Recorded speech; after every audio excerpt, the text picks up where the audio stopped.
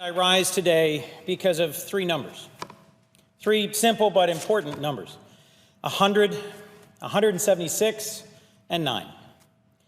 What do all those have to do with the matter that I think should be before us today? Well, it's been 176 days since President Obama did his job under the Constitution and nominated Chief Judge Merrick Garland of the D.C. Circuit Court, a consensus candidate, to our nation's highest court, following the untimely passing of Justice Scalia. And we have, of course, 100 senators whose challenge it is to find ways to work together across the aisle and to do our job and make progress for our country.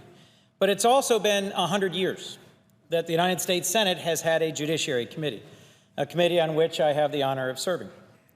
And in the 100 years that we've had a Judiciary Committee in the United States Senate, we have never had this fact pattern where the president does his job under the Constitution and nominates an eminently qualified jurist, and the Senate Judiciary Committee just refuses to conduct a hearing, to give him a vote, to bring him to the floor, and to offer a final vote. Obviously, we have disagreements. We have disagreements in this body over principle and ideology. That's part of our job, is to come here representing our states and their different priorities and values. But to steadfastly refuse for 176 days to even convene a hearing, to even begin the process, to allow the American people to have some insight into the quality and caliber of the man nominated by our president strikes me as an unprecedented refusal. The first time in a century that we have so blatantly had one group in this body refusing to proceed. Our window for acting is closing, because in just a few weeks, on October 3rd, the Supreme Court's new term begins. So the refusal to act and to fill the 9th vacant seat has now had a serious, ongoing impact on one term of the Supreme Court and now soon on a second term of the Supreme Court. We have never had a Supreme Court vacancy go this long in modern history. And in terms of the qualifications of the candidate, let's just take a quick look at the public record so far. A bipartisan group of former solicitors general, the lawyer of the United States, the person who represents the United States in court, often before the Supreme Court. So a bipartisan group of these former solicitors general, including Paul Clement, Ted Olson, Ken Starr, have endorsed Judge Garland as superbly qualified, as having, quote, demonstrated the temperament, intellect, and experience to serve, unquote, on the Supreme Court. This is not a sharply divisive nominee who is pursuing a particular ideological agenda. This is a well-regarded, well-respected, seasoned, senior member of the federal judiciary.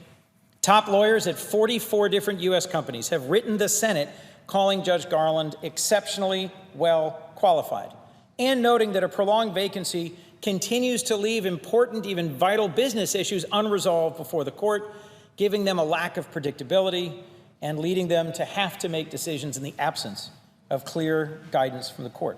Just yesterday, my colleagues and I joined some of Judge Garland's law clerks, former law clerks, in front of the Supreme Court.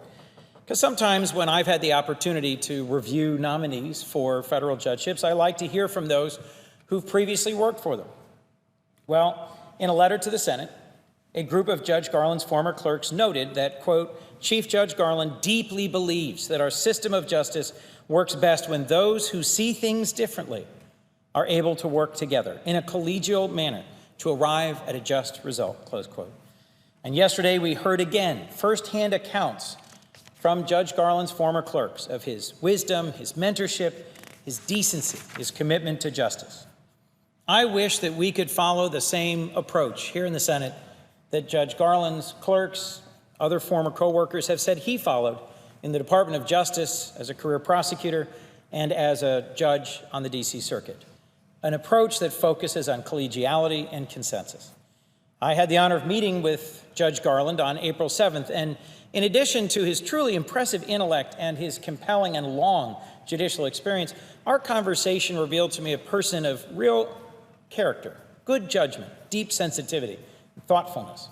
And I wish I had the opportunity in front of a public hearing of the Judiciary Committee to ask him similar questions that would allow my constituents, the president's constituents, other members of this body to ask and answer important questions before the American people, before a committee of this body, before our colleagues, so that we could do our job and move forward.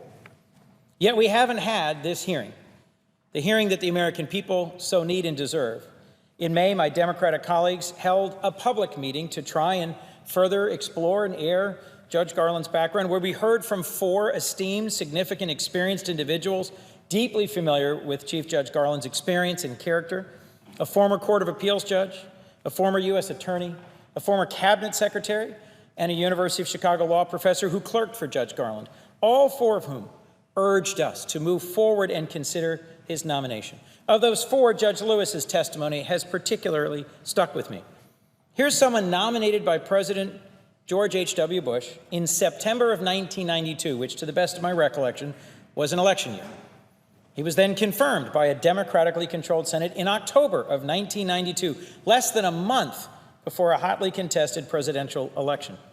Judge Lewis previously came to the Senate to testify in support of then-Judge Samuel Alito of the Third Circuit before his elevation to the Supreme Court. Judge Lewis warned us earlier this year in this meeting in May that what we are doing is not only deadlocking the Supreme Court, it is diminishing it. Mr. President, our system of justice, our federal courts, our constitutional order is one of America's most precious assets. As a member of the Foreign Relations Committee, I've had the honor of traveling to other countries to represent our country, most often on bipartisan delegations to other countries where we are urging them to follow our model. And sadly, in too many countries I have visited, they cannot depend upon their judiciary to be truly independent, to enforce the rule of law, to issue judgments that are in keeping with their laws, their traditions, or most importantly, their Constitution. And that's why I'm disappointed. I'm disappointed that we are engaging in this unprecedented refusal to follow the rules, to follow the process of the Constitution and this Senate, and to give this important nominee a hearing. That's why I'm disappointed by Leader McConnell and Chairman Grassley in their refusal to consider Judge Garland's qualifications. It is my hope that they will reconsider. With Chief Judge Garland's nomination, President Obama fulfilled one of his most important constitutional responsibilities. Now, all 100 senators on this 176th day that we are waiting to fill this 9th vacancy on the Supreme Court must do our jobs and provide appropriate advice and possibly consent to the president's nominee. The Senate has a valuable opportunity to show our constituents, the American people, and the world that even in the midst of a divisive presidential campaign, our democratic system, our constitutional system, still works. We cannot allow year-long Supreme Court vacancies to become routine. And I'm deeply concerned about the manner in which the Senate is conducting itself and the possibility that this unprecedented inaction will set a precedent for future vacancies and send a signal to the world that our constitutional order cannot still function. I remain hopeful that my colleagues will give serious thought to the systemic consequences of what we're doing through the refusal to even hold a hearing on Judge Garland. It is long past time to put the good of our nation and Constitution above the politics of the day and get to work on this confirmation. Thank you.